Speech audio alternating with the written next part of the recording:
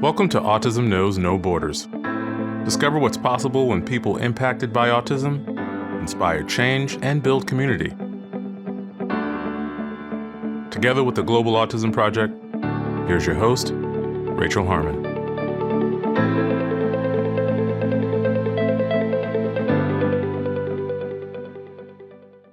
Hello, everyone. We made it to episode 41.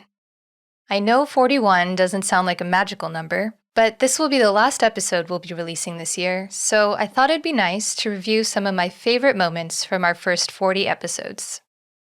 Since we started working on this podcast almost a year ago, we've brought on a wide range of guests, including prominent self-advocates like Temple Grandin and Michael John Carley, autism parents like Eileen Lamb and Jamiel Owens, some of our Global Autism Project partners, like Yaser Aljaaidi from Saudi Arabia and Sangeeta Jain from India, and other professionals in the field, like Dr. Megan Miller and Robert and Nadine Schramm.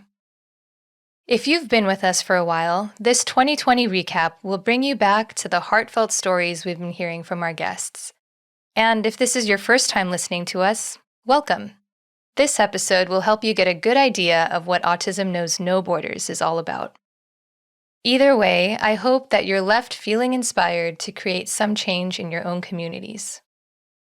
In episode 1, which now feels like ages ago, we launched this show with a brief introduction of who I am and what the Global Autism Project is.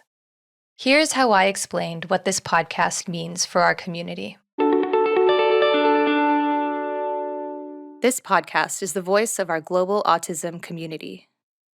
We'll be speaking with a wide variety of people impacted by autism, from family members and international service providers to autistic self-advocates who have something to share. We invite you to go on this journey with us, a journey to discover what's possible when people step into the unknown, what's possible when people take bold action, and what's possible when people find opportunity in the face of adversity. Our aim is to transform how people relate to autism all across the world. Profound change happens when we're uncomfortable, and people who are familiar with our work know that we leap into discomfort daily. So we ask you to do the same. We'll be exploring controversial topics like ableism, international aid, volunteerism, and ABA's reputation amongst the actually autistic movement. Through shared stories of struggles and breakthroughs, we hope to extend the reach of human connection and remind people that they are not alone. We are not alone. You are not alone. In episode 2, the CEO and founder of the Global Autism Project, Molly Ola Penny, talked about the organization's history and mission.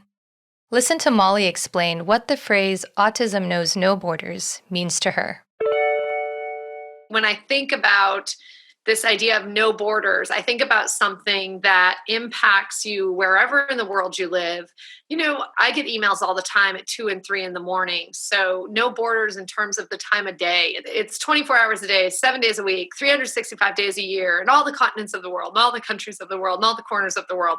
And so I think there's that, but there's also this idea that the autistic community can only accomplish so much, and we're breaking out of it. I've been doing this for 17 years, so we're breaking out of that idea. But when I think about no borders, I also think in terms of potential, in terms of what's possible for people with autism. And for me, that's really the aspect of our motto that resonates more. It's sort of, there's no borders, and there's no borders to what's possible. Episode 3 featured Eileen Lamb, an autistic self-advocate whose son is also on the spectrum. Eileen is a writer, photographer, and host of a blog called The Autism Cafe, where she posts articles and resources for parents. Here's Eileen discussing the myths of ABA therapy and opening up about how hard it's been to receive online attacks from other self-advocates. It's been so hard for me to deal with the hate online, especially because it comes from people who, after I was diagnosed, thought were going to be my friends because they're autistic too. And so to have them come at me because I put my son in ABA therapy, because I don't care about saying person with autism or autistic person and all of these things. It's like I'm always doing something wrong in their eyes, in the way I advocate. And I've had people like wish death on me for doing ABA with Charlie. Just yesterday, again, like my Twitter was filled with insults and like people tweeting at me from anonymous ABA accounts and stuff like that. And it gets like so tiring to deal with this because, like you said, some of these people have never ever been in ABA. And I know I'm a good mother and I would never do ABA if it was torture. And what they say is that ABA is trying to take the autism away from the child. It's trying to make them normal, which is totally not what ABA is. ABA is here to help the child become independent and safe, and maybe to learn to like communicate, to decrease the child's frustration. I want Charlie to not run in the street in front of cars and like almost get hit. This is so scary. And ABA can really help with that. And they have helped us, by helping him to learn the word stop and all of these things. Like not putting things in his mouth. That's something ABA can help with too. Like all of this dangerous behavior, the ways it taught him to communicate. Like, it's not because I want him to be normal. No, I just want him to have like the best shot possible at life. Episode 4 showcased 3 members of our SkillCorps community: Brittany Pay, Jesse Sheehan, and Andrew Bennett. SkillCorps is our volunteer program that allows professionals and self-advocates an opportunity to provide meaningful training to our partner autism centers around the world. Listen to Brittany, Jesse, and Andrew share what they've learned about cultural humility from going on SkillCorps trips. Everybody says be culturally mindful, but I feel like sometimes here in the States, what that means is identify that it's from a different culture, but you're still imparting your cultural norms on them. Instead of saying, okay, I identify that you're from a different culture, and now that means I have to step in your shoes and look at it from your perspective and not force my cultural norms on you, but really work around what your culture says. And, maybe the end result, we'd love to get PEC started for this child, but we're not going to go there right away. How do we take our baby steps? How do I have conversations with you about what the benefits are and listen to your conversation about your concerns or what that means, to people in your culture. So I think Global Autism does a good job. You're taking people from the States pretty much and putting them in another culture, and that kind of shifts the understanding. You're going to somebody else's country and you have to follow those norms. But here in the States, we're almost assuming that just because they're in the States, they should follow our cultural norms. And I think when we start to kind of twist that, there should be a better understanding and a better working relationship between what we're trying to accomplish and what they're willing to do. When you're going into these other countries, I've just had the experience where it's just so exciting and different and mind-opening that I've been excited to kind of take it all in. I think going in and being excited to learn from our partners and to take in what they know and value and then be able to share from that space. And it seems almost hard to think about doing it another way. I think at home, it does seem like an easier thing to have happen where we might feel like we're the more dominant culture, like people should assimilate, I guess. But in country, I've just always been so excited, and it's so rich, and there's so many neat differences in each partner site that I just feel like being willing to kind of embrace that and to ask a lot of questions and not make any assumptions when you're in a new place really can go a long way.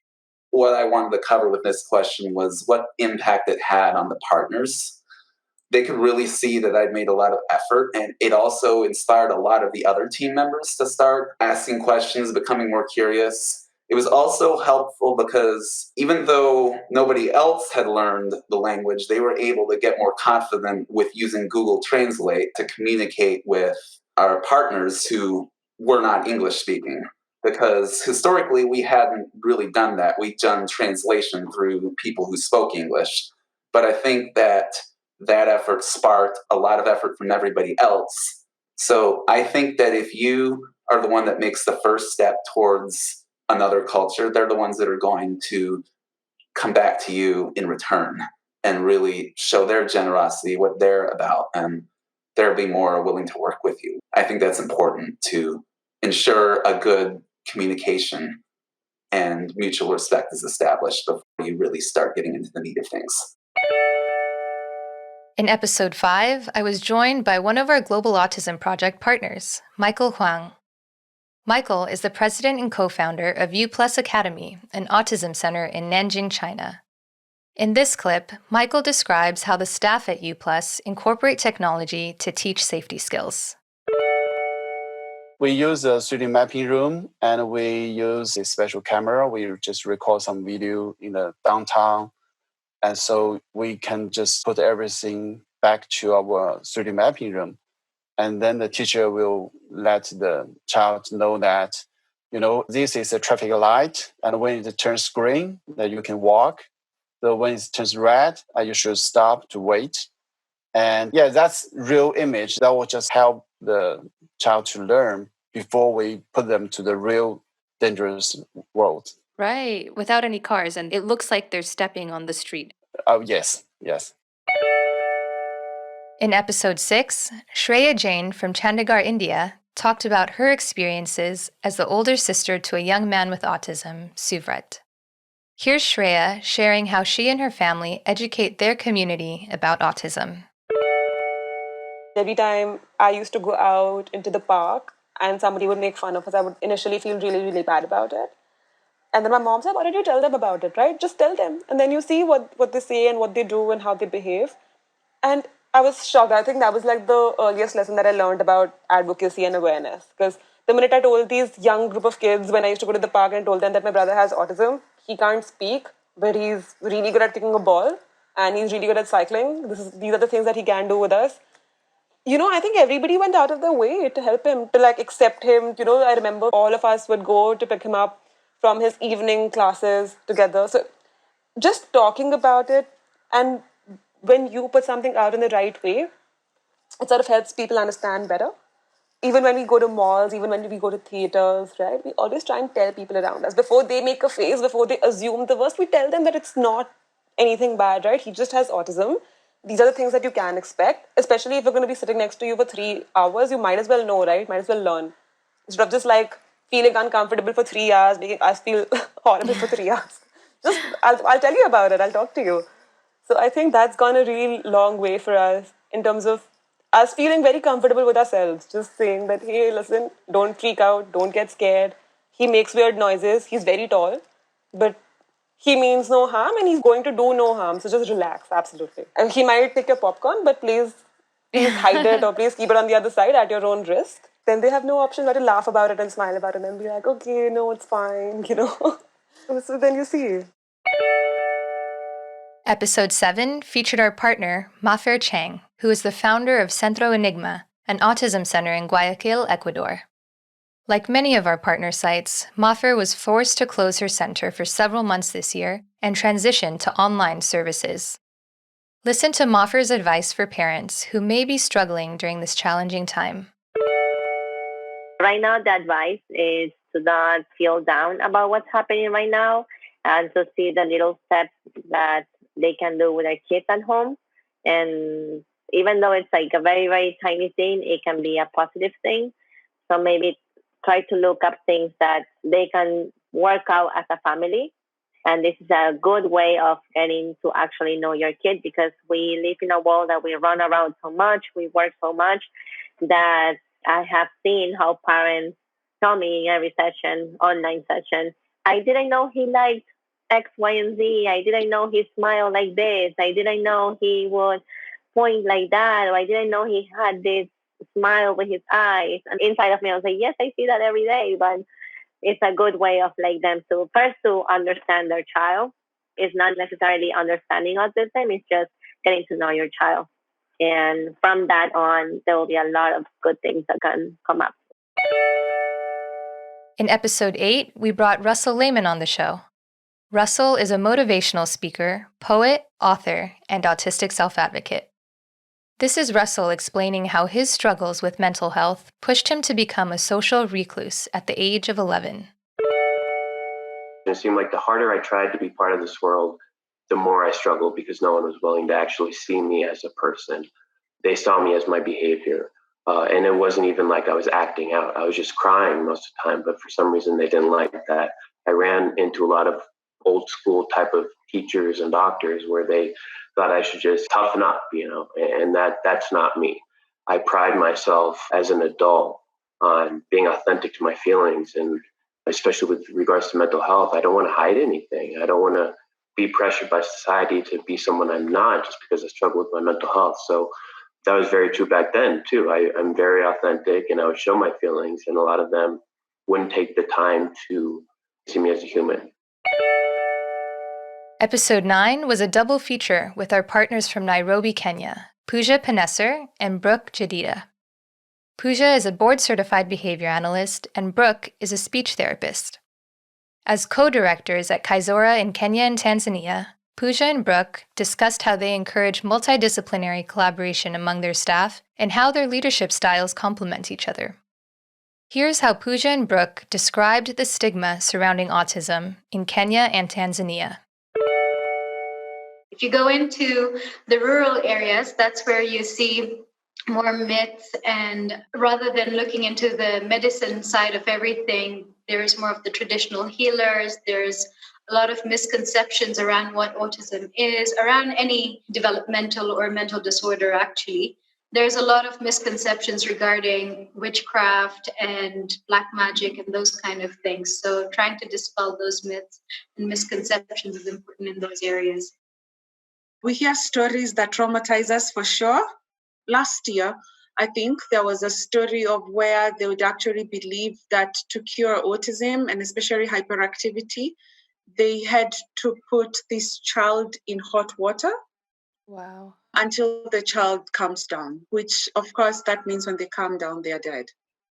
So yes, those beliefs, there's some traditional medication they give, which definitely might counter the effects of what is being given maybe, or what the child requires, which is not okay. So yes, there is a lot of danger for that. Back here, and especially in Tanzania, people actually leave Kenya to go to Tanzania for traditional healers. In episode 10, our CEO, Molly, came back on the show to announce our Partner Relief Fund. In response to the COVID-19 pandemic, we've been raising funds and sending them directly to our partners who needed them most to ensure that their centers can stay open and continue to serve their communities.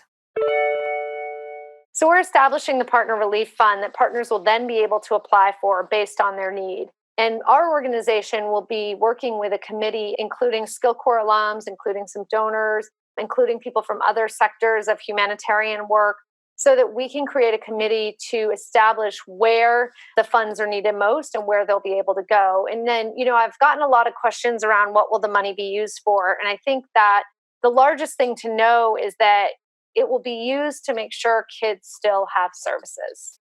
Mm-hmm. The most important thing right now is that services and learning continue. And not only important because kids need to learn all over the world, but important because this is a community of support that these families have created, have come to rely upon in good times and bad. And it's just so important that that community stays intact. In episode 11, I spoke with Rachel Barcelona. Rachel is an autistic self-advocate, model, author, singer, actress, and pageant winner. She's also a Skill Corps alumni, having traveled with the Global Autism Project on a volunteer trip to the Czech Republic in 2018.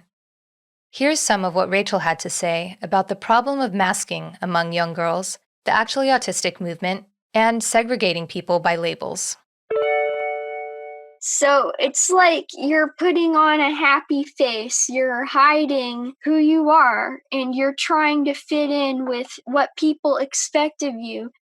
And that was another thing that I really, really had to overcome, because I don't want to be like everyone else. I mean, who wants to do that?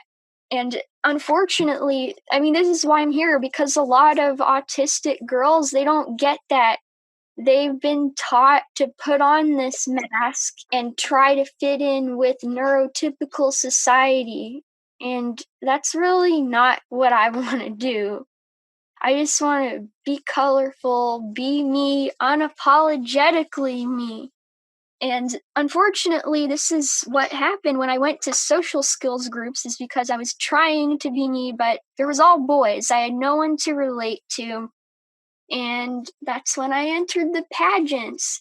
I wanted a friend that was a girl, and there was all girls, so that was a big difference. To put it simply, the Actually Autistic movement is a movement in the autistic community that is really, really, I wouldn't say radical, but there are radical members in it. And it's composed of people like us, and we want to be seen. We want to be respected for who we are as an autistic person. I would say I'm part of it, and I don't want to be defined by the stereotypical portrayals of autism that are very common. So I would say that Actually Autistic is whatever you want it to be. For example, people tell me, "Oh, you don't look autistic." So I would respond, "No, I'm actually autistic." Mm-hmm. So we just want to be respected. We want neurotypicals to listen to what we have to say. In episode 12, Joy Johnson shared her views as an autistic self-advocate, behavior specialist, and leader in the Black autistic community.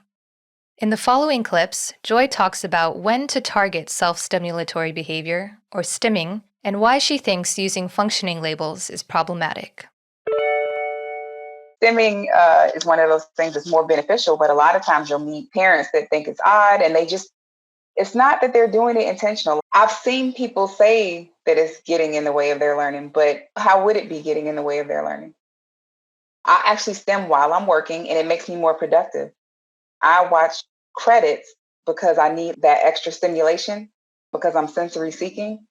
And so it actually helps me be more productive. So you have to do a cost benefit analysis and think about, if you take that away from them, will they be less productive? Because that's something that they may need because they're understimulated. So unless it's harmful, I would not. A lot of times that's very subjective from your view, not you, but from like the teacher's view. They're like, "Oh, it's getting in the way," but you can't see his internal events. You don't know what's going on inside of him, especially when people are non-vocal. Yep. And then they take it away from them, and then other behaviors. So you take it away, and then you get aggression instead. Yep. You get the internal events that you can't see. Frustration, feeling like you have no control over your own body because people are trying to dictate what they want you to do. So to me, again, unless it's harmful, I'm like, you need to know, because that's helping us. We're all autistic. And like I said, it's not static. And I feel like it's insulting to call somebody lower functioning.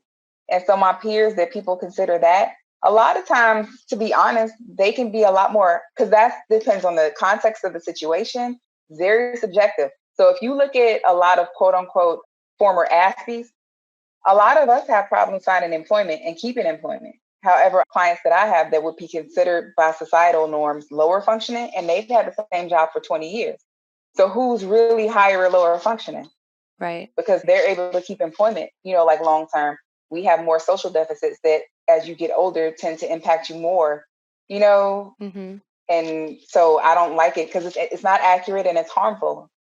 I don't call myself an Aspie. Number one, it's not in the DSM anymore. Number two, I feel like that creates like an elitism, like you're above people when you're an Aspie and people think that you're a savant, and that's not true. Not everybody who is an Aspie is a savant. Episode 13 featured Katagena Chiskova, a behavior analyst from the Czech Republic and one of our former partners.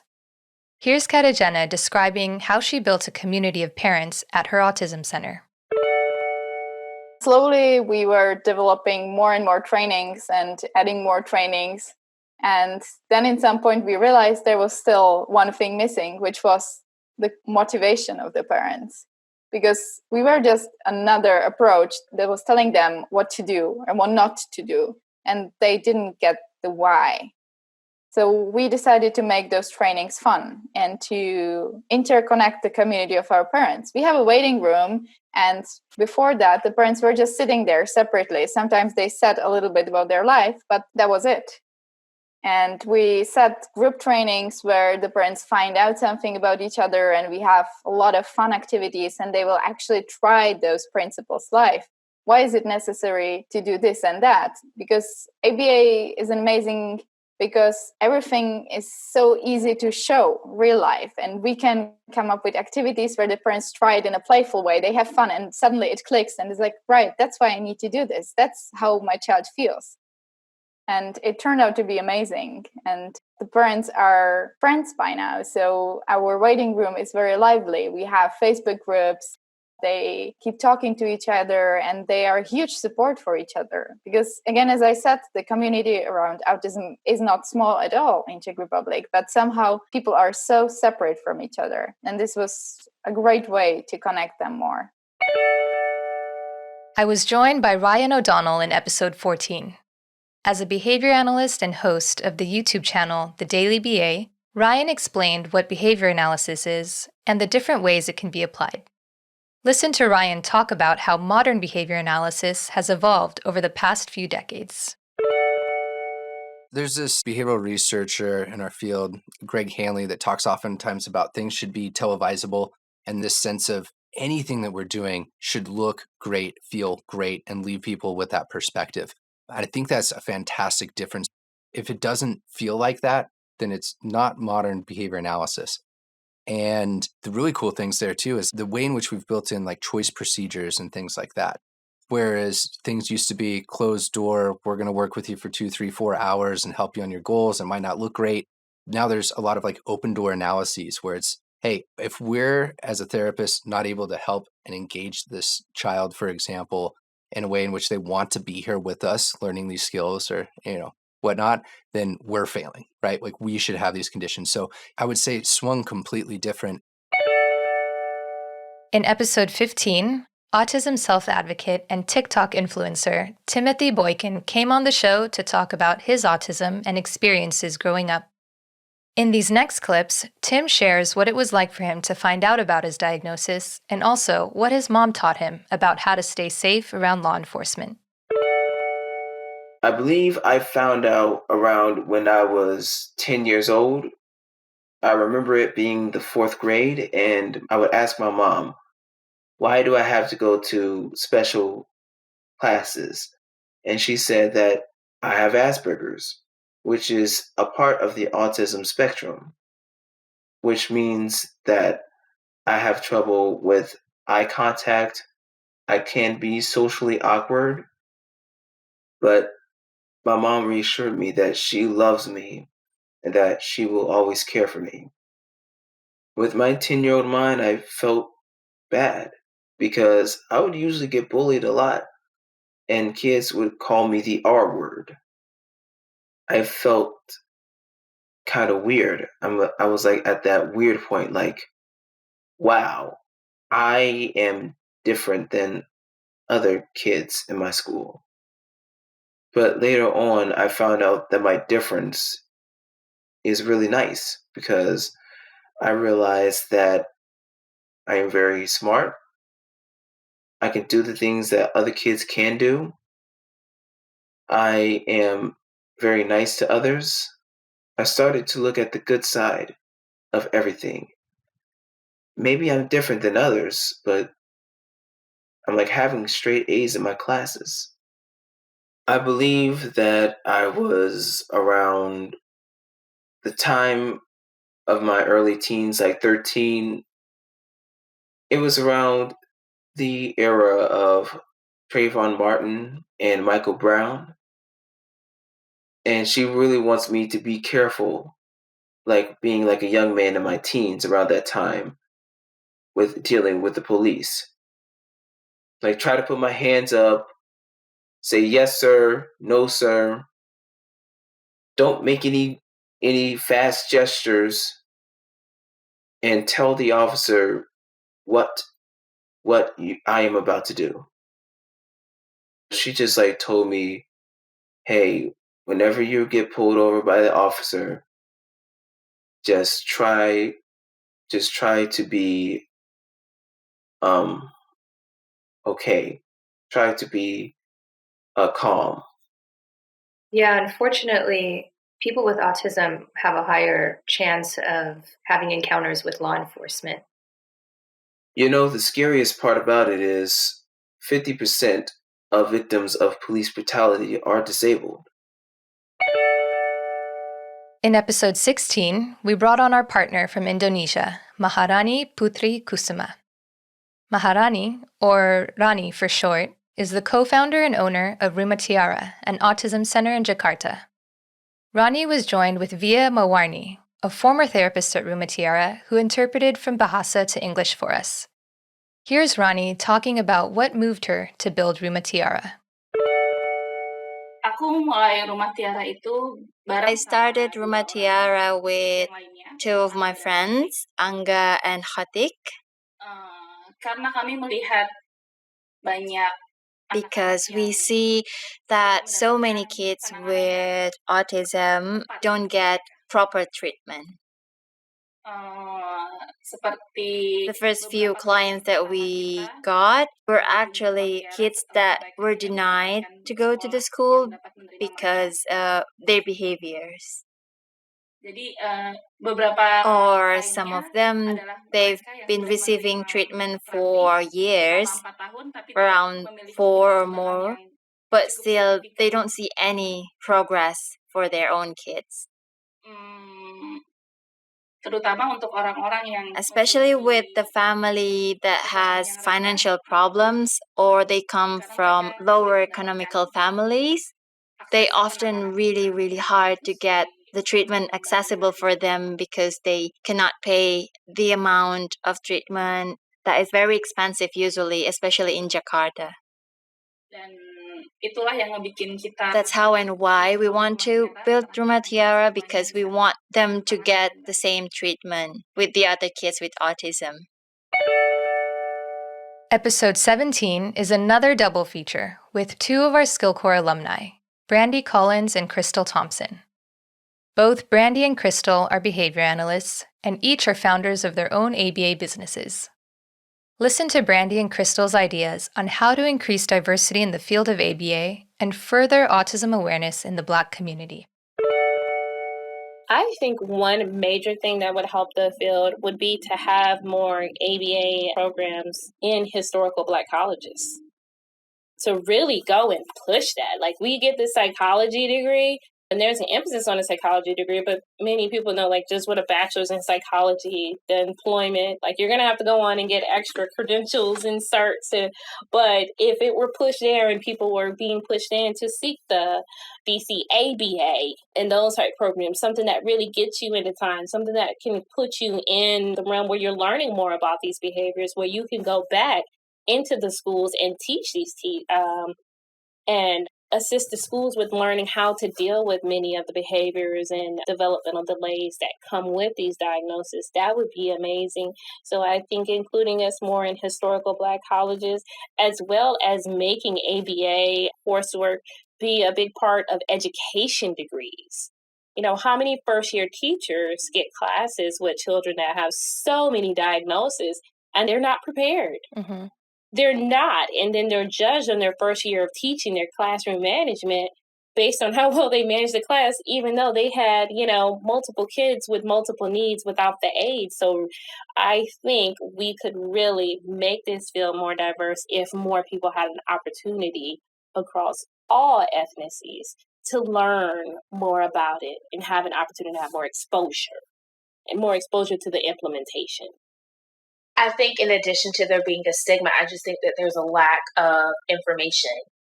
And so because of the lack of information, then there's a lack of resources. And because of the lack of resources, then people tend to fall back on, well, my kid's just bad, or, you know, they just need to be disciplined or be on punishment, or I'm going to take these things. And I think the reality is that there needs to be just an open forum about what is autism, what are these different autism spectrum disorders, what they look like, and how do we move forward once we know, you know, that my child has this diagnosis, or I'm concerned, or just simply giving a family information about the developmental milestones or the top 10, you know, signs that your child may have, you know, an autism spectrum disorder.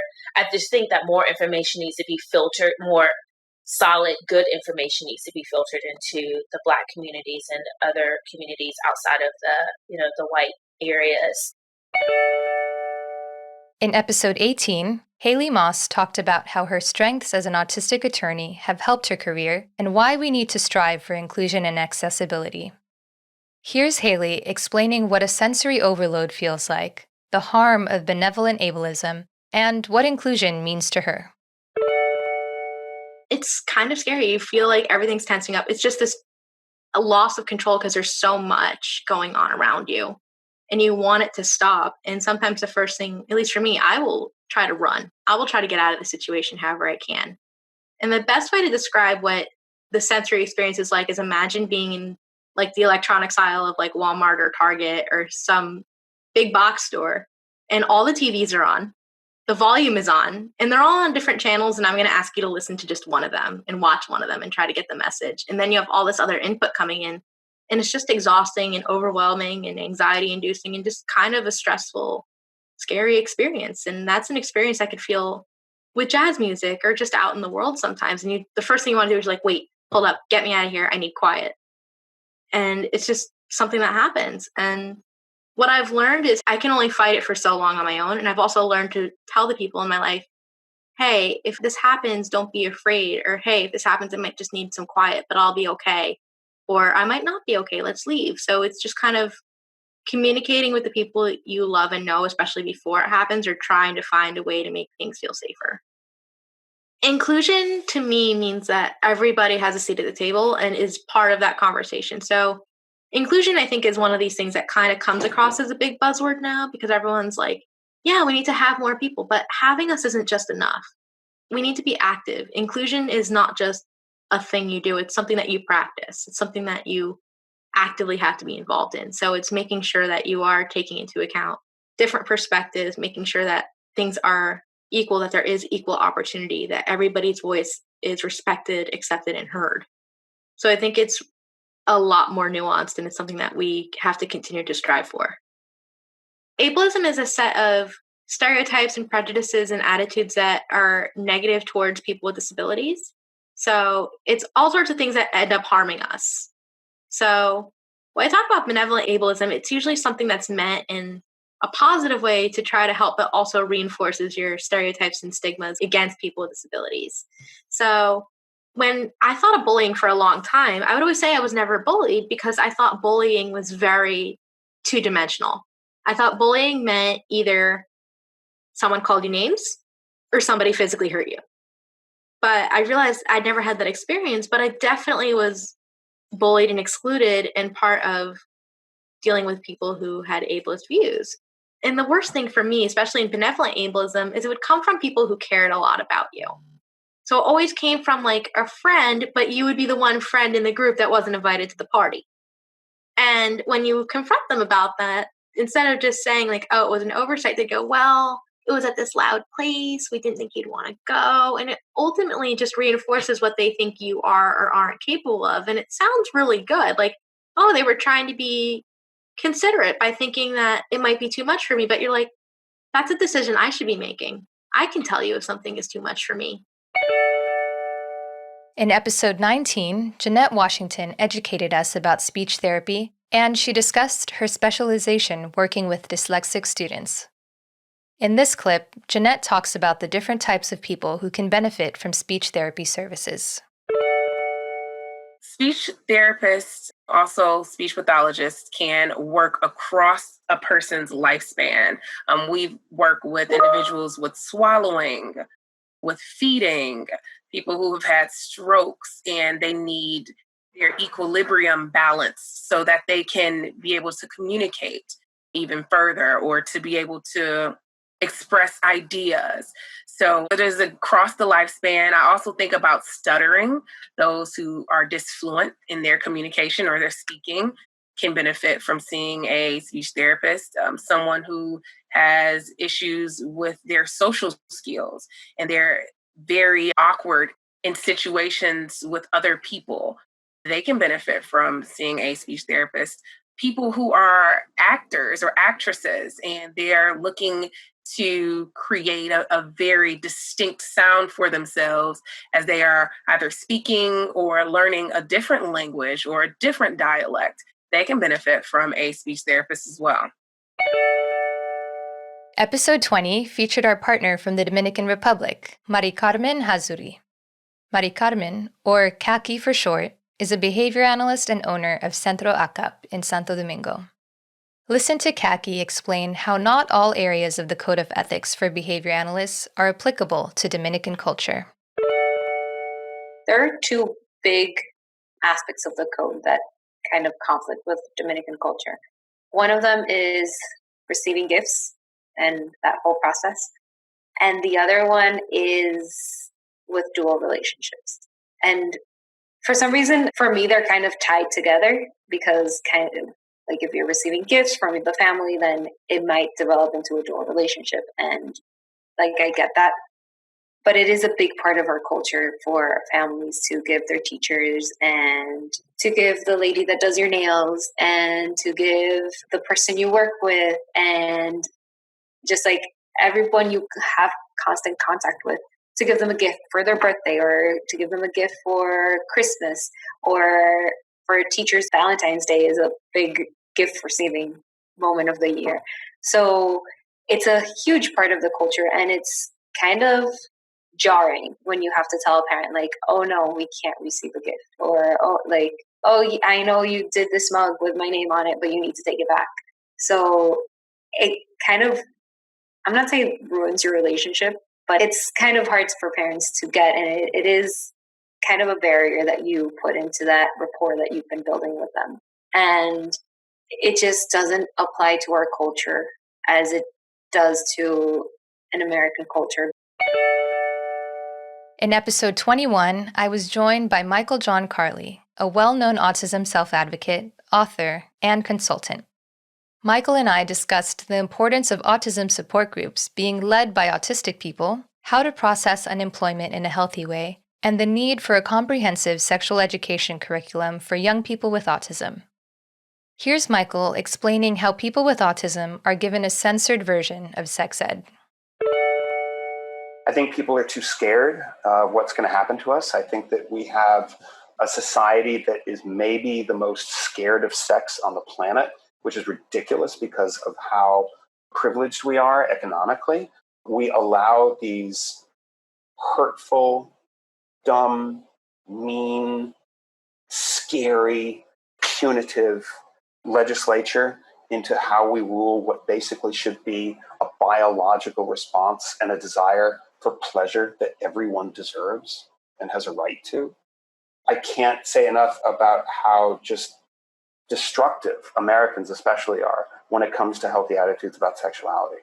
I think that everywhere on planet Earth, we try to control what is a biological thing with social constructs, with culturally created manifestations. And it's never going to work. Biology is never going to listen to a social construct. In episode 22, Pamela Fisher talked about music therapy and autism services in Australia. She discussed how musical interventions can help with skill acquisition and sensory regulation, and she even sang for us. In this clip, Pam demonstrates an example goal she might work on to target cognition. So if I'm singing Somewhere Over the Rainbow, it might be to help them slow down, but at the same time, reach them their goal of sequencing, being able to follow a sequence of instructions. So I would use some chimes, which I have here. Somewhere over the rainbow way, up high, there's a land that I've heard of once in a lullaby. So with that, I'm not sure if you could hear I was tapping my knee at the same time, like in the break.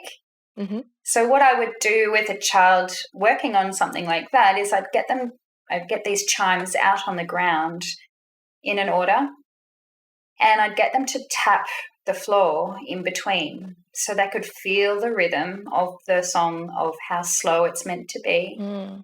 And so they knew exactly when to hit the next chime.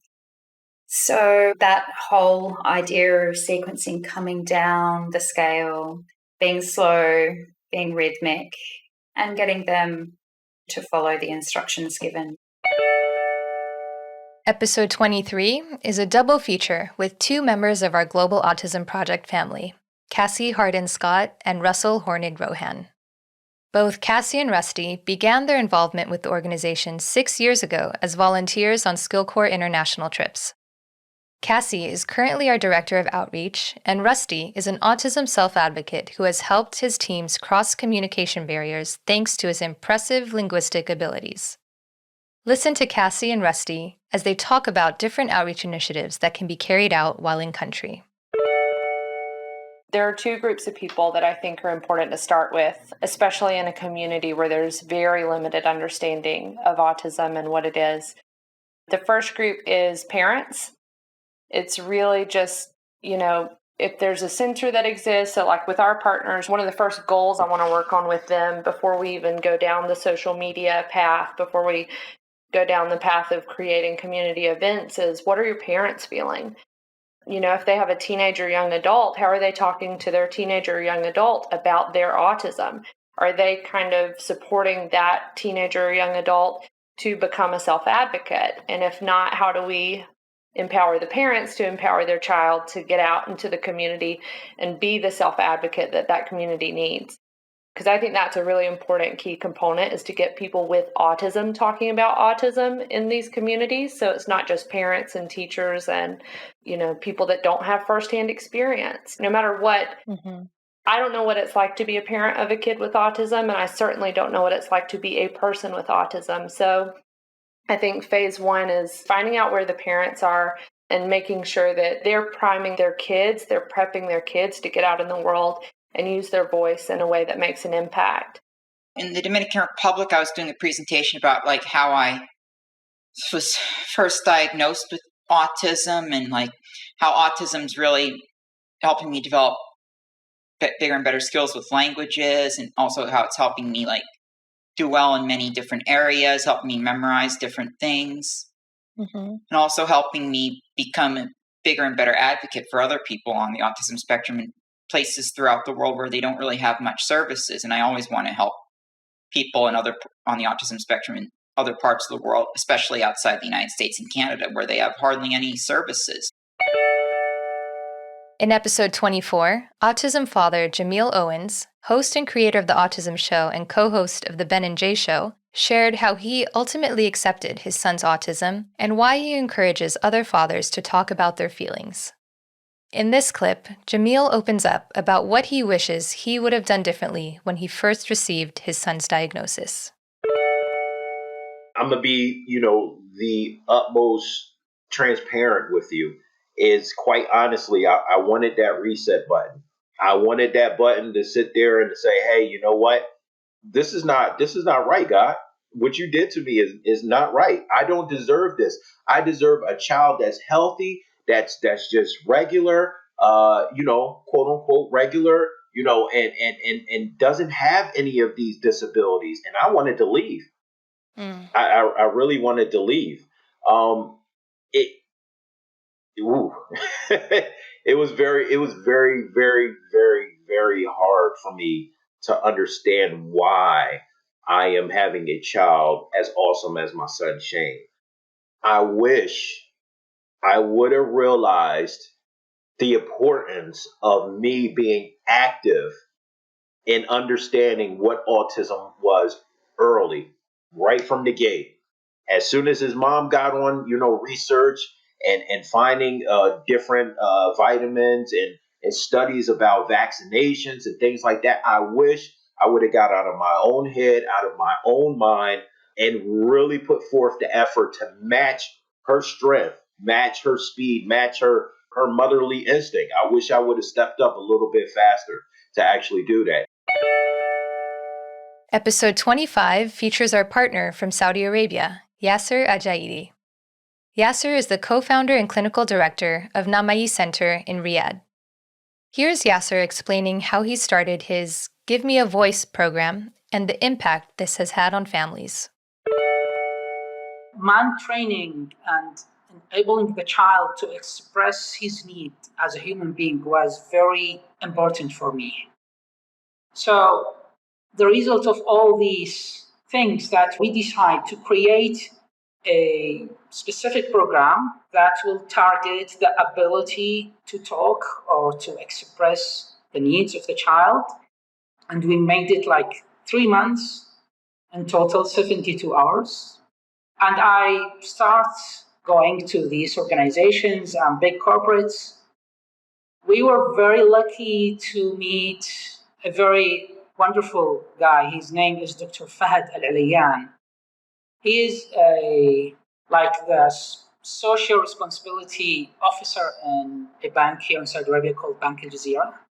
And he believed in this program and he supported us for 10 kids. And that's where we started Give Me a Voice. With the first 10 kids program finished, Dr. Fahad met with the mothers of these kids, and he was very amazed by the reaction of the mothers or the families of these kids, how the lives of the kids and their parents were changed because of the child now can speak, can express his needs. He's no longer in need to cry, to hit himself, to throw himself on the ground, because now he has a very reliable tool to communicate his needs, his thoughts, his emotions. And that was a life changer for these kids and their families. In episode 26, autism self-advocates Thomas Island and David Sharif came on the show. Tom is a public speaker and author of Come to Life. David is a job coach for individuals with intellectual and developmental disabilities. In these next clips, David and Tom discuss requesting for accommodations at school and in the workplace. In order for me to have the accommodations that I wanted during my college career, I had to take a very, very long, brutal examination where one of my psychologists would clarify my strengths and weaknesses and the kinds of needs that I would want. So when I went to my undergraduate career at Pace University, I was accommodated with double time for examinations. I was not permitted to use lecture notes during the exam unless if my instructor allowed it. And for all of my classes, I was given a note taker, which kind of means there would be someone in the class taking notes for me, and then they would be put on a website where I can look back at them again. And I needed them when I wanted to prepare for an exam or even when writing my paper to make sure that I am covering all the material that is expected from my instructors. Not only requesting those accommodations, but how you go about disclosing your diagnosis to an employer, be it before, during, or after the interview, is your call, the individual's call, but be mindful of the consequences of doing so. If you disclose during the interview, you might not get the job, and they can't say you didn't get it because you have autism. If you disclose after, you should be able to get accommodations, but be mindful you might be told no, you may have a situation or that the employer can't work with. Like I mentioned earlier, they can't move mountains for just one employee. And if it's reasonable accommodations and cost effective, because employers like accommodations that are cheap or relatively easy to work with, then you have a higher likelihood of staying with that company. And on the same note, being mindful of what you need help with and do your own homework. Have an option, like I mentioned with Disney. Can you give me my directions in writing? Just be patient with me while I ask the same question a lot. Rather than just drop it in the employer's lap, say, I have autism, what are you going to do about it? That's not going to earn you any brownie points with anybody. So point is, knowing yourself, understanding what kind of help you need, and keeping the employer's budget, time, energy, effort, etc. in mind, so you can be a team player and make it easier for everybody. Episode 27 showcased our Global Autism Project partners, as well as some of our staff members, together on one call. We went live on Facebook to give our partners a chance to share the impact that the pandemic has had on their centers the current situation in their countries, and some positive takeaways that they've gained from the crisis. Here's Molly praising our partners' resourcefulness and resilience during these challenging times. That's one thing I think that really impressed all of us and didn't surprise any of us was how incredible you all were at adapting and making things work for parents and doing telehealth even in places where people don't have computers, doing things via text and WhatsApp and all that. And I think that it just speaks to, we often say about our partners that it's not about your resources, it's about your resourcefulness. And your resourcefulness was so throughout all of this, and I know we're still in it, but in the beginning, and still is, was just one of the most incredible things to see. I was very confident that this team, this Global Autism Project family, is going to stay together and weather this. And I think because you're used to being resourceful and resilient, it helped in a lot of ways. In episode 28, occupational therapist Cheryl Albright came on the show to talk about her older brother with autism, the benefits of occupational therapy, and how yoga can be used for children with special needs. Here's Cheryl describing how she applies a trauma-informed approach in her practice. So I do a lot of yoga-based intervention, and I'm looking for certain things within that, the ability to call and respond, the ability to move their body and copy a motor movement. Maybe I'm combining the two of them and it's dual tasking, and I'm asking the brain to do two different things at the same time. So saying and move your hands, or whatever the case may be. All of those things are addressing more of the central nervous system than they are anything else. My teacher would say that the breath is the key in the door. And so in order to come out of fight or flight, what do we tell? We tell them all to take a deep breath, right? Yeah. I've heard many of you, you just need to take a deep breath, which there is some science and theory behind that now, but the goal is to have a calm nervous system. So imagine if, our friends on the autism spectrum were at a nice even keel all day, how much more they can learn. Episode 29 was a triple feature with 3 mothers living in the Netherlands: Catherine Schafferhof, Inessa Muratovic, and Mojisola Swartjes. Catherine is the founder and owner of Stichting Reach, an autism center in The Hague, and she's also a former Global Autism Project partner. Both Inessa's son and Moji's receive services at Reach. In these next clips, Catherine shares her struggles with finding appropriate services for her son. Moji discusses ideas to increase understanding of autism in their community, and Inessa offers advice for other parents. We've been to organizations which are supposedly the experts in early intervention and also diagnosing and giving the right tools to help the children get the services that they need. And I didn't hear anything from them that was remotely what I heard from the people in the US. They kind of like set you up feeling that your child is never going to have a future, So it's very upsetting as a parent, because I know that all of our kids have the ability to learn. I know that all of our kids have a future. I know that all of our kids can do the things that neurotypical kids can ultimately do. I know that we should never give up on our kids, but unfortunately in the Netherlands, they believe that, they're going to be taken care of ultimately. So why get upset about it now? They'll be fine. The government will take care of them. And that's a really great thing, when they're older. And it's kind of backwards here. It's like they don't believe in early intervention until, the age of teenage years, but they have excellent services, teenage years, and they have places for the kids to live, which is something that the US, is really trying to get. So it's just like the complete opposite.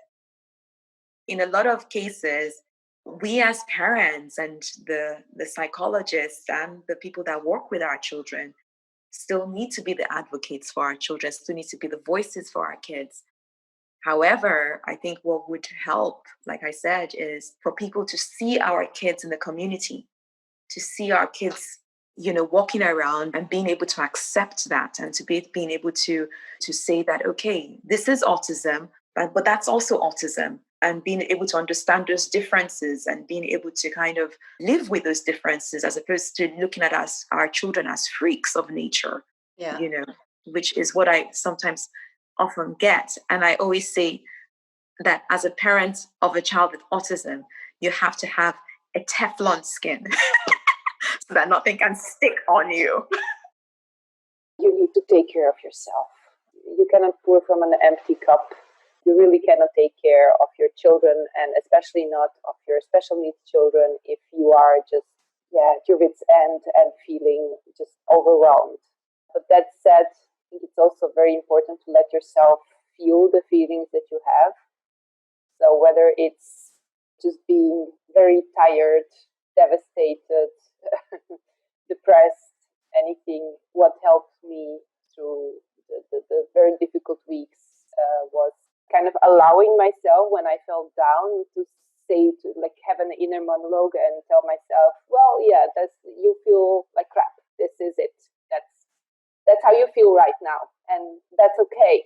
You may feel like this for this, 1 hour or today or even tomorrow, but then afterwards you're going to pick yourself up. You're going to take a long, hot shower. You're going for a walk, and then you'll feel better. In episode 30, we welcomed Sasha Long, also known as the Autism Helper. Sasha shared her experiences as a behavior analyst and former special education teacher. Here's Sasha talking about the importance of building rapport when working with other professionals. I think I have this, unique position of I've been on both sides of the table. Like, I've been on the side of the table of the teacher with the specialist coming in, and I've been on the side of the consultant that comes in. And just like with our clients, we have to pair, and we forget to pair ourselves and to make ourselves a reinforcer. I tell teachers all the time when it comes to pairing, and what that means is, like, you have to be the chocolate chip cookie. Like, everyone loves a chocolate chip cookie. I would eat a chocolate chip cookie every day for breakfast if I could. And that's what you want, like, you as the teacher in your classroom to embody. You want to be a chocolate chip cookie. And as a consultant and as a member of a team, we have to be a chocolate chip cookie too, like, to that teacher. So if you come in and the first thing out of your mouth could be taken as criticism, like, you're now like the opposite of a chocolate chip cookie. Like, you're celery. Like, no one wants that. So like, you want to, really take the time to build rapport and to pair. Episode 31 showcased our partner from Rwanda, Aves Chomjisha. Aves is the founder and owner of Silver Bells, an autism center in Kigali. Here's Aves sharing why she is passionate about working with individuals with autism. It's amazing. Like, I always tell people, whenever we have a 15 years old who started speaking from the center last year. So I always tell people, like, when I see an improvement in someone's life, that is my satisfaction. Yeah. Mm-hmm. Last night, I remember, Leah? Remember Leah? Yes, I remember him. Mm-hmm. Yes. So yesterday they showed me his video when he was writing his name. That made my day. Yeah. Mm-hmm. Yeah. Yeah, I really love what I'm doing because I know I'm bringing hope to the parents. I shared the video with the mom, and the mom said, no, this has touched my heart. You bring back to me. I didn't know he can write his name. In episode 32, Brian Middleton joined me to talk about the neurodiversity movement and acceptance and commitment therapy. Brian is an autism self-advocate, a behavior analyst, and host of the podcast, Oh Behave. In this clip, Brian discusses why we shouldn't be trying to normalize autistic individuals. If there's behavior analysts who are trying to get autistic individuals to behave like neurotypicals, they're wrong. And those individuals in the autism community who have that concern are very much right in having that concern. And we need to listen to them. Now, the flip side to that is there's a lot of anger, there's a lot of rage. And when you allow anger and rage to fuse with you, it narrows your view and it prevents you from being able to see the whole picture And I'm speaking from experience here. I'm not speaking hypothetically. And my appeal to those people is to please stop judging all of a science because of the bad behavior of some people within the science.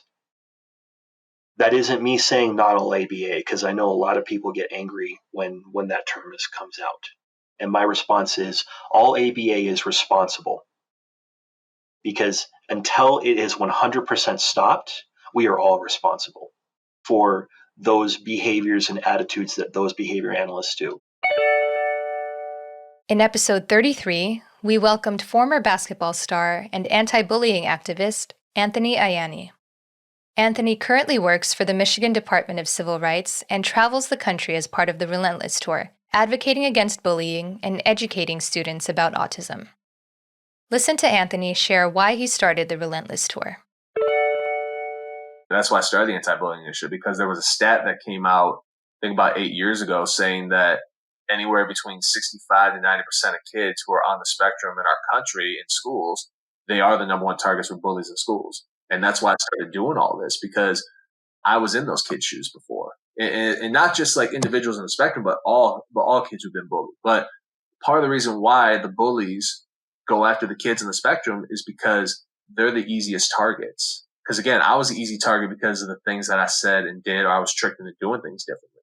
And I have, obviously, what's so great about the spectrum, Rachel, as you know, is there are so many different kinds of individuals on that spectrum who have many different wonderful characteristic traits. And so, but some of those kids, for example, may rock back and forth a lot. And bullies will see that in the hallways and they'll go after them for it. They may call them weird, or they may call them, why would you do this? Why would you do that? Like, why are you rocking back and forth?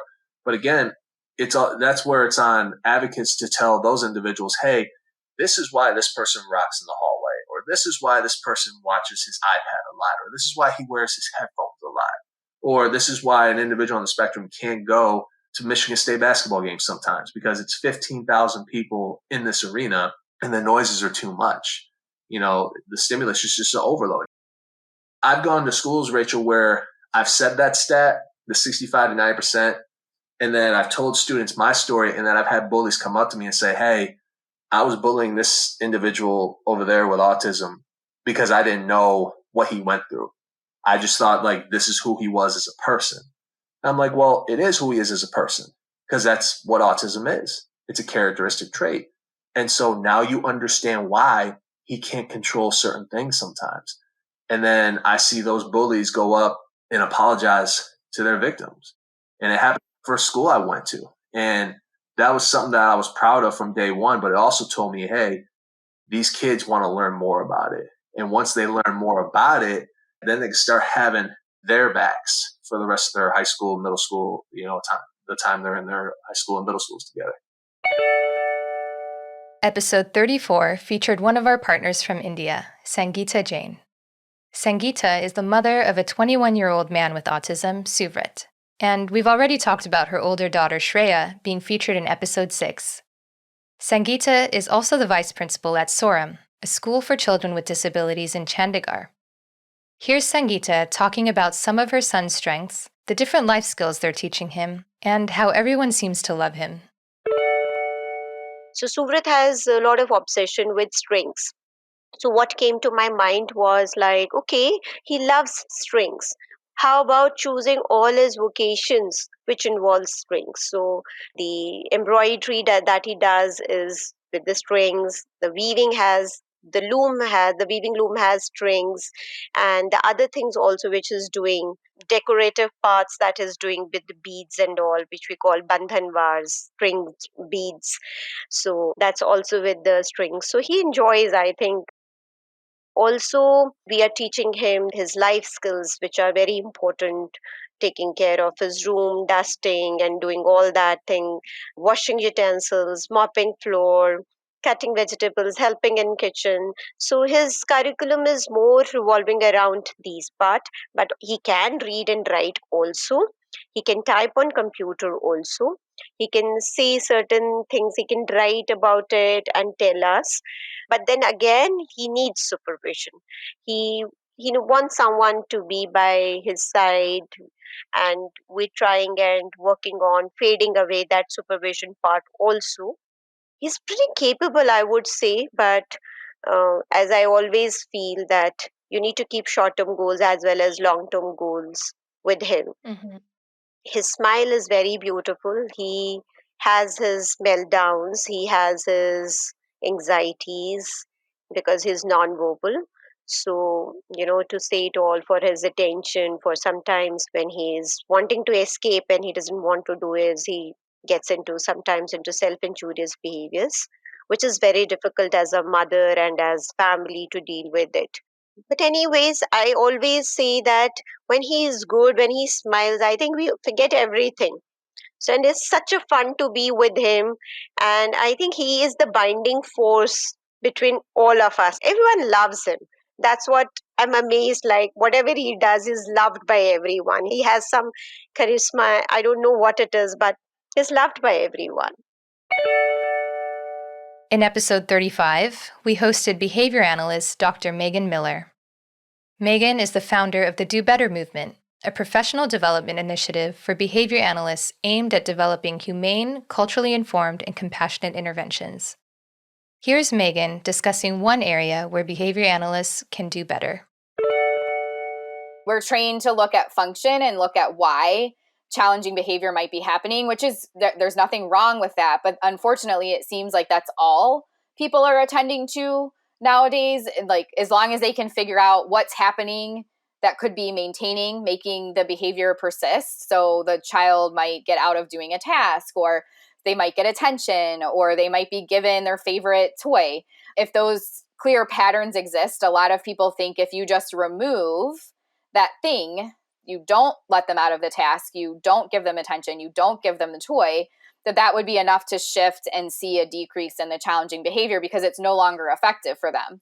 And that does simplistically work in quite a few situations, but there's also a lot of situations where that's one piece of what's happening, and there's a lot more going on. There's skill deficits, there's things happening in the environment to trigger the challenging behavior, there's emotion, like being able to navigate emotions and really figure out how to properly respond when things aren't going the way they want them to.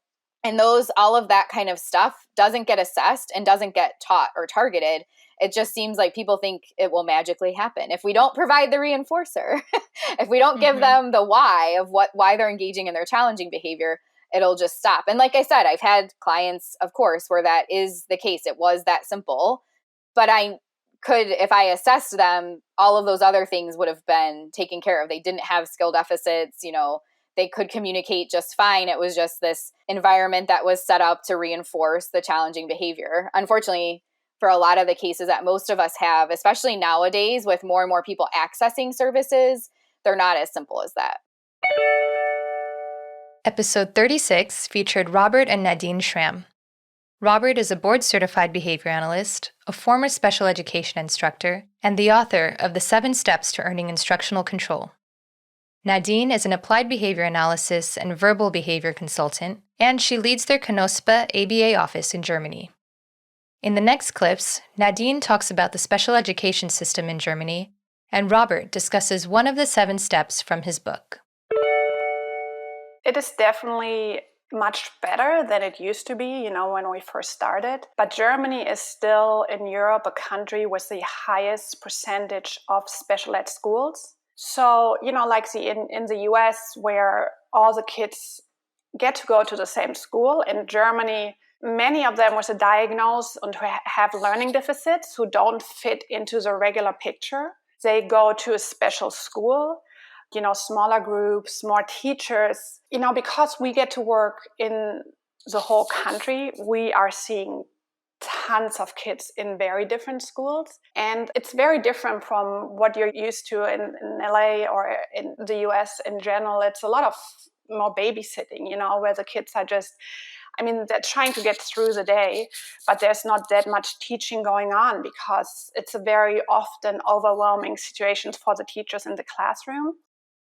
So that would bring us to step 3. Now that we've shown the child that we are ultimately able to give or not give their favorite things or their favorite activities based upon their behavior choices, And we've shown that being with us is more fun than being alone. That the swings is great, but the swings with Robert is hysterical. He's laughing and tickling and jumping out of the way and pretending he got hit in the face or making funny faces and making me laugh. I don't want the swings. I want Robert in the swings. So how do I get that? And once the child is trying to pull you into their fun, now you're going to find that you're in a better teaching position, because rather than trying to pull the child to learn from you, they're pulling you, trying to get more from you.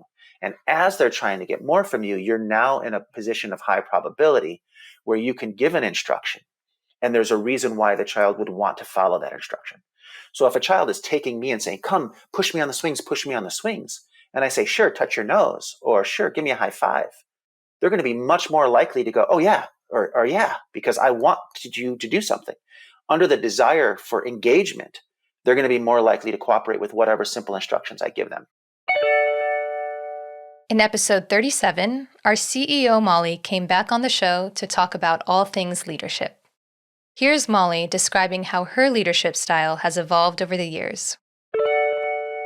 As I started the Global Autism Project, and when we started running trips and we had people, taking people out, it was like, I thought that leadership was just, you're in charge, you listen, a very simple. And what I learned through doing that is that that's not what it was, right? It wasn't just like, you're in charge, you're in the position. And then that kind of further perpetuated the idea, I think, where it was like, you're a leader or you're not, right? And then I sort of realized that no, it's a skill set, and there are skills that you can learn. And then I started to kind of learn more, I've read pretty much any leadership book I can find, any website, any Forbes article, any Harvard Business Review, obsessed with it, right? It's just an interest. And so then I saw, okay, yeah, it's a skill set. It's something that we can teach others to do.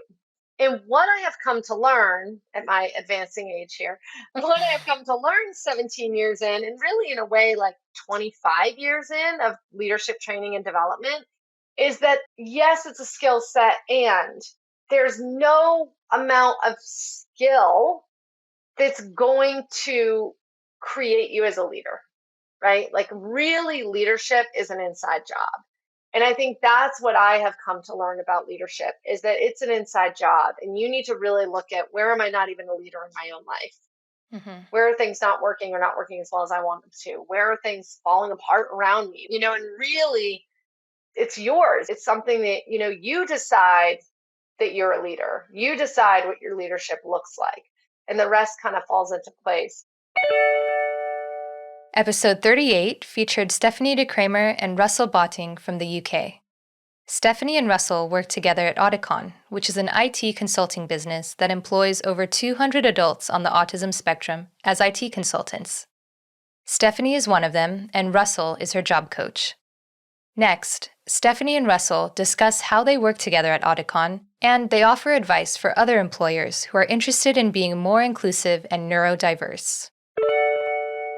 Yeah, we work directly together. So Russ, being a job coach, it's so good because he's like an extra layer of advocacy. So every time we get posted on a new project, he's there to stick up for me, to say, oh, these fluorescent lights are too bright, or hey, she needs this extra bit of software on the computer, or hey, she didn't understand that thing you said, could you explain it again? And I could say those things. Russell always gives me the option if I want to say that for myself. It's not that the job coach speaks instead of you. It's just I find it so reassuring to have someone else on my side. And it does feel like they're on your side. It's an extra layer of someone that knows how to translate. It's like having a translator if you were in another foreign country. You wouldn't want to go to a foreign country without a guide, would you? So it's like if I went to Japan, it'd be really cool to have someone that could speak both Japanese and English to say, hey, look over this way, or hey, watch out, this part's really steep. This part might be difficult, so mentally prepare for Mount Fuji, whatever mountain you're going to climb. I think, look at the skills. They might not impress you in person. They might not make as much eye contact as you want them to, but if you really look at what they can do and their attention to detail and their perseverance, And loyalty and honesty are big qualities with people on the spectrum. I think people that have gone this far in life, you know that they're hardworking. So I'd say give them a chance and see, maybe do something that's a skills-based task, so it's not completely a verbal-based interview. I think that might give them time to shine. There's different opinions on that, of course. Russell, what do you think? Yeah, that's true. That's what we do at Auticon. So, as you can imagine, interviews are basically a social construction of how we now generally assess someone's competence in a job. But actually, it's a test of selling skills, which individuals with autism, for various reasons, will find harder because, again, it requires theory of mind and knowing kind of what other people want to know, how much detail to go into.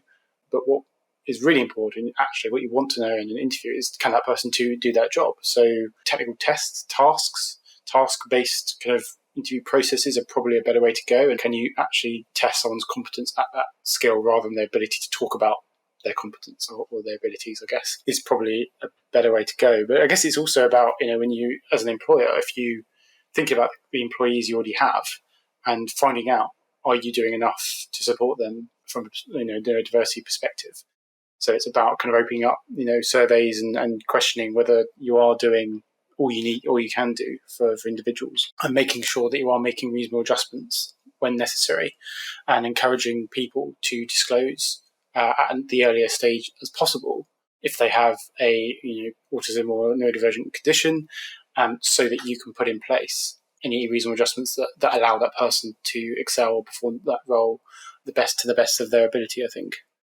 I would like to add that people on the spectrum are generally very nice people. And that sounds super cliche, but people that have gone through crap stuff in their life generally are empathetic, and they do understand struggles, and they do their best to work with other people, and they'll be a team player in their own way. They might not come to every drinking session or every after work party, but they'll love to support and be supportive of other people, especially other people that have gone through struggles. They'll know internally what it's like to have to fight through something and work a lot harder than everyone around you, and just to kind of keep your head above the water socially. In episode 39, we welcomed Dr. Temple Grandin. Dr. Grandin is well known for both her pioneer work as an autism advocate and her lifelong dedication to animal welfare. We discussed a wide range of topics that day, including increasing employment for adults, fostering curiosity among children, staying balanced during the COVID-19 pandemic, and the classification of autism under a single umbrella. Listen to Temple's advice on how to do advocacy work effectively. Now, one thing about advocacy, I don't care if it's autism or it's in the animal field. You want to make sure that the things you advocate for do good things in the field. In other words, get out of the office and find out what's going on with people working in the field. And I'll say that for animal stuff, autism stuff, food safety stuff, I don't care what it is.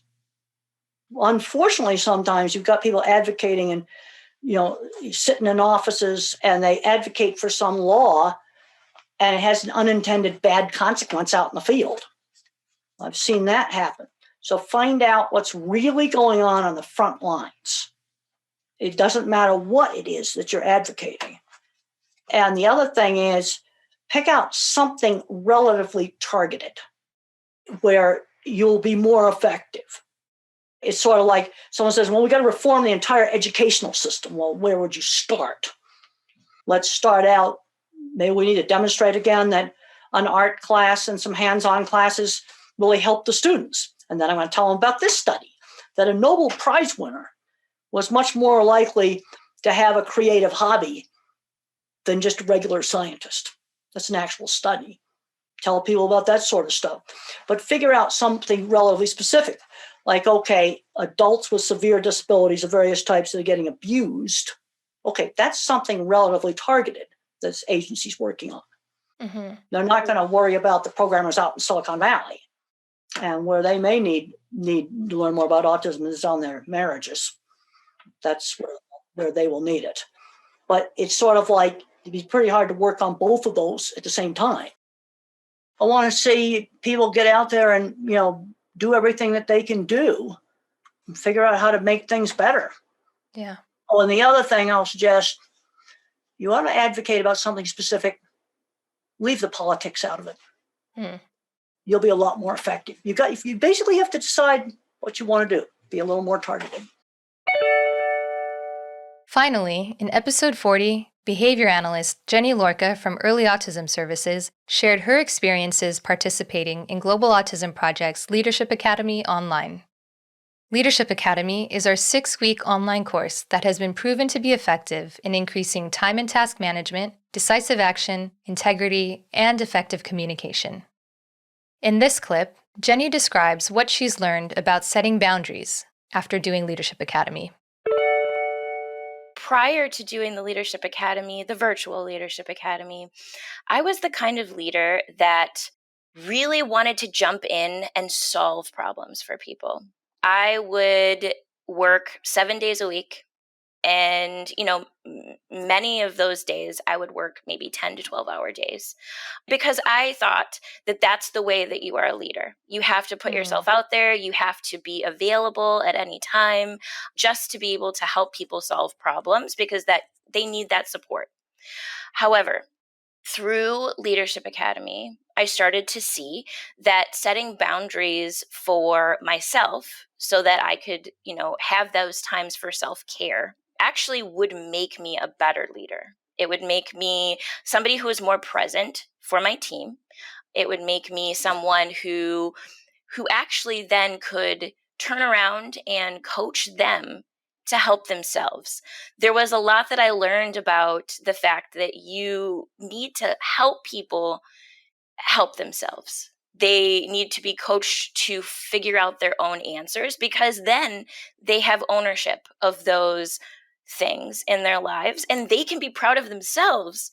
So they won't be proud of themselves as much if I solve it. So that really changed my leadership style. It also taught me to now I take, weekends off from work. And when I get back on Monday, I am just that much more ready for my staff to help and support them. And that's a wrap. As I was reflecting on these past episodes from 2020, I was overcome with immense gratitude for our community.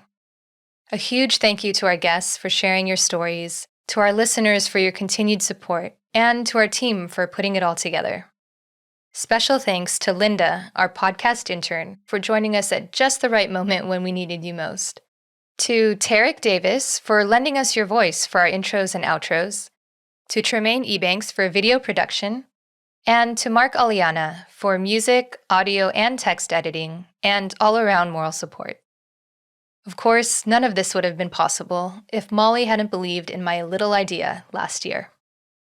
From all of us at the Global Autism Project, we wish you a happy and safe holiday season, and hope you can spend some quality time with your loved ones in some shape or form, even if it happens to be through a screen.